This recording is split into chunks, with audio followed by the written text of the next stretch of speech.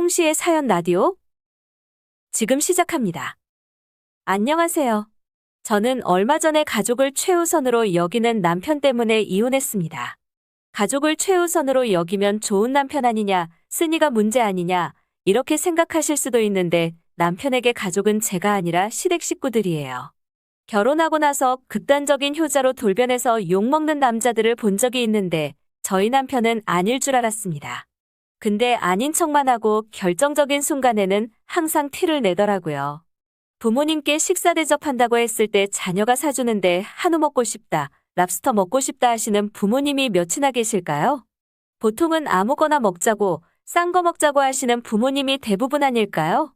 결혼하고 나서 친정엄마 첫 생신에 남편이 저녁을 산다고 했는데 당연히 저희 엄마는 같이 먹는 게 좋은 거지 뭘 먹든 상관없으니 아무거나 먹자고 하셨어요. 남편은 망설임 없이 집 앞에 있는 프랜차이즈 갈비모알리필로 가자더군요. 뭐 그럴 수 있어요. 근데 그럴 거면 양가 똑같이 해야지. 자기 엄마 생일에는 자기가 먼저 나서서 한우 정육식당 예약해놨다고 그리 가자고 하는 거예요. 근데 이게 자기 개인 돈으로 사는 거면 저도 아무 말 안 하죠.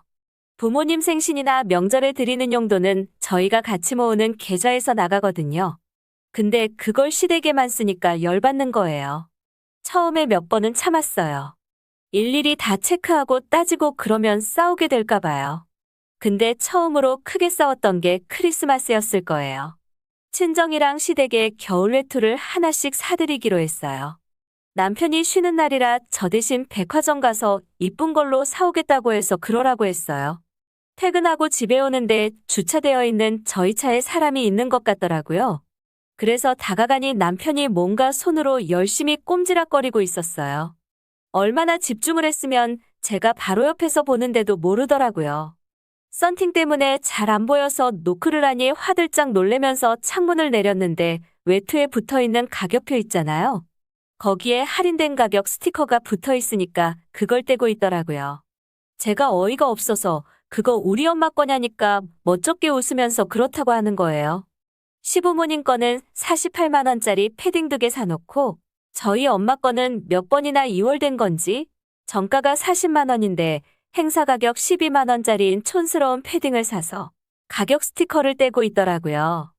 결혼 전에는 먼저 나서서 아버지 안 계시니까 어머니한테 2배로 잘해드리겠다고 자기 입으로 떠들어 놓고 저희 아빠 납골당 먼저 찾아가서 인사하던 사람이 저렇게 간사하게 변하더라고요. 그날 정말 집에 올라와서 서럽게 울었습니다. 아내가 그렇게 서럽게 우는 걸 봤으면 충격이라도 받던지 사람이 반성할 만한데 크게 달라지는 게 없었습니다. 오히려 그때 이후로 더 많이 싸웠던 것 같기도 하고요. 시댁 식구들이 성격이 나쁘거나 저한테 시집살이를 시키려고 하는 사람들은 없어요. 그냥 다들 좀 생각이 부족하고 식탐 많고 눈치 없고 그런 사람들이에요. 그래도 일찍 깨닫은 게 기대를 안 하면 저들에게서는 상처받을 일도 없더라고요. 남편과 점점 소원해지고 이렇게는 안 되겠다 싶어서 저는 아이를 갖자고 얘기했는데 그것도 정말 어처구니 없는 이유로 우선순위가 뒤로 밀렸어요. 시누이가 이혼하고 8살 된 아들하고 시댁에서 시부모님이랑 같이 사는데 저희한테 아이가 생기면 조카는 누가 돌보냐는 거예요. 그 얘기 듣고 정말 이혼 얘기까지 나오면서 크게 싸웠다가 시누이 취업 준비하니까 어디든 취직할 때까지만 기다려주는 걸로 합의했습니다. 말이 기다리는 거고 저에게는 남편과 시댁에 대해서 애정이라고는 거의 남아있지 않았죠. 그래도 시누이 조카는 참 귀여웠어요. 시댁에서 제가 유일하게 좋아하는 사람이었죠. 처음에는 용돈도 몇 번 줬지만 뻔히 시누이 지갑으로 가는 것 같아서 나중에는 장난감이나 옷으로 사줬습니다. 그러던 어느 날 시누이한테서 전화가 와서 받아보니 조카가 저한테 얘기하더라고요. 생일이라고 초밥 먹고 싶다고요. 뻔히 보이는 개수작이지만 애까지 앞세워서 저러니 주말에 시댁으로 간다고 했습니다. 그렇게 시누이는 조카를 이용해 좋은 명분을 만들어냈고 저는 시댁 식구들에게 초밥을 사기로 했어요. 시누이는 무한리필 회전초밥집으로 가자고 하더라고요. 근데 저는 시국이 시국인 만큼 불특정 다수와 접촉 가능성이 있는 회전초밥집보다는 조금 비싸더라도 룸을 잡고 먹자고 했어요. 어차피 제가 내는 거니까요. 보통은 이렇게까지 얘기하면 룸 잡고 먹을 만한데 시누이는 입이 싸구려라 그런지 끝까지 무한리필 회전초밥을 고집하더라고요. 그렇게 저희는 집 근처 초밥집에 도착해서 자리를 잡고 앉았습니다. 시어머니랑 시누이는 점원이 세팅도 안 해줬는데 레일에서 접시 내리느라 바쁘더라고요. 조카는 시누이 옆에 앉아서 레일로 팔을 뻗지만 잘 닿지 않아서 제대로 못 먹고 있더라고요. 하지만 시누이는 본인 배 채우느라 조카가 뭐 하고 있는지는 크게 관심 없는 듯 했습니다. 그렇게 시누이와 시어머니는 걸신 들린 사람처럼 한참을 말도 없이 배를 채우고 나서야 조카가 잘 먹고 있는지 바라보더라고요. 동시에 저는 반대쪽에 계신 아주머니가 재채기도 하고 접시도 들었다 놨다 하는 걸 보니 도저히 찝찝해서 안 들어가더라고요. 결국 저는 나올 때까지 장국 한 그릇만 마시고 나왔습니다.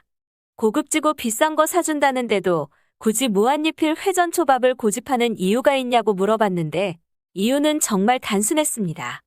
그릇 쌓이는 거 보면 재밌다는 게 이유였습니다. 저도 참 먹는 거 좋아하지만 시누이랑 시어머니의 식탐은 정말이지 볼 때마다 경이롭더라고요. 씹어 삼킨 건지 그냥 장국이랑 같이 마신 건지 엄청난 양의 초밥을 먹은 둘은 배가 터질 것 같아서 커피도 못 마시겠다며 시댁으로 데려다 달라고 하더군요. 8살 조카도 잘 먹었다고 인사를 하는데 시어머니랑 시누이는 서로 자기 배 볼록한 거 보라며 깔깔거리고 있더라고요.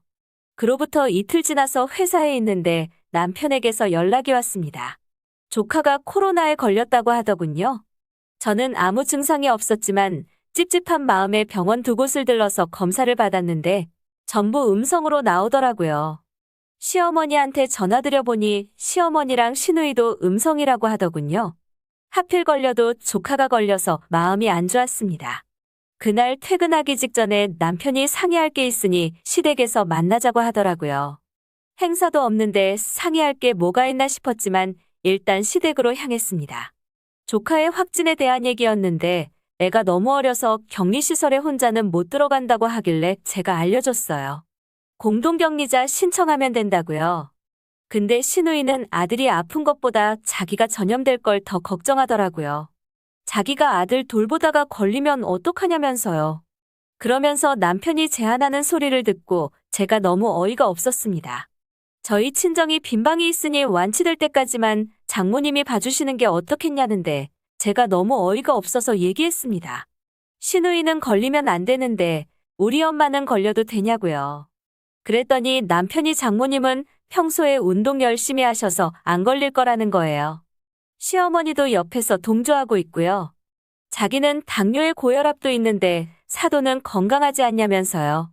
너무 어이가 없어서 저도 모르게 쌍욕 뱉고 집으로 향했습니다. 남편에게 전화가 오더라고요. 받자마자 집도어락 비밀번호 바꿔버렸으니까 집에 들어올 생각하지 말라며 끊어버렸습니다. 어차피 집도 제가 살던 집이었고 결혼하면서 쓸데없이 돈 쓰지 말자고 남편 들어오면서 바꾼 거라고는 침대 하나밖에 없었습니다. 구청 들려서 이혼 서류 작성하고 당일 등기로 시댁에 보냈습니다. 그리고는 친정 들러서 엄마랑 한참을 얘기했습니다. 엄마도 이렇게 된 거 그냥 맘 편하게 이혼하고 집 정리해서 다시 본가로 들어오라고 하시더군요. 정 떨어진 상태에서 한번 독하게 맘먹으니까 정리하는 건 쉬웠습니다. 부동산에 집 내놓고 가전도 당근에 저렴하게 올리니 이틀 만에 다 나가더라고요. 남편은 미안하다며 계속 연락 오는데 사람은 고쳐 쓰는 거 아니라고 생각합니다. 남편에게 도장 안 찍으면 변호사 선임하고 위자료 뜯어갈 거니까 서로 피곤하게 하지 말고 도장 찍으라고 했습니다. 이런 건 말도 참 잘 들어요. 지금은 이제 서류까지 다 정리되었고 공식적으로 저는 이혼녀가 되었지만 속은 후련합니다. 부부라는 게 서로 좋아서 같이 살아야 행복한 거지. 싫지 않아서 같이 산다면 결국 저처럼 되는 것 같아요. 남편도 자기 가족 살뜰히 챙기는 거 좋아했으니까 재혼한답시고 다른 여자 인생 망치지 말고 평생 시댁 식구들하고 옹기종기 살았으면 좋겠네요. 홍시의 사연 라디오. 오늘 이야기 여기까지입니다.